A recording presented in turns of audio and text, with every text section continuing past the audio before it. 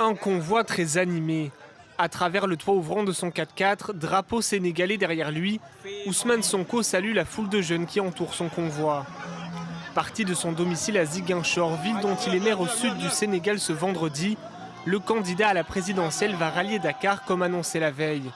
Un déplacement vu comme une occasion de rencontrer la population pour les partisans de l'opposant. Il surnomme le convoi la caravane de la liberté.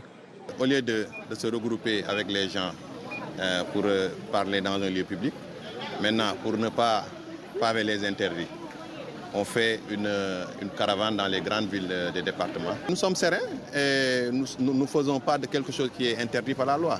Une caravane qui va parcourir 500 km jusqu'à Dakar, où Ousmane Sonko a refusé de se rendre pour son procès il y a quelques jours. Il devait comparaître pour viol. La Cour l'a jugé en son absence et doit rendre son verdict le 1er juin. Sonko, lui, crie au procès politique.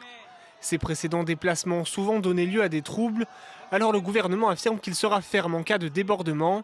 Mais pour les partisans de l'opposant, c'est le pouvoir en place qui cherche à l'évincer. L'objectif, ce n'est pas de déloger Macky Sall.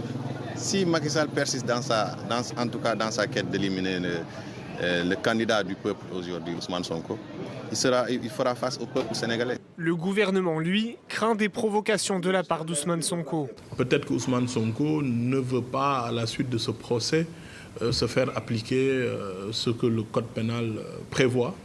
Il préfère peut-être nous mettre dans un piège, essayer de se faire arrêter pour des questions politiques, des questions de troubles à l'ordre public. Si la justice le condamne, Ousmane Sonko pourrait devenir inéligible, ce qui empêcherait sa candidature à l'élection présidentielle qui doit se tenir en février 2024. L'élection présidentielle.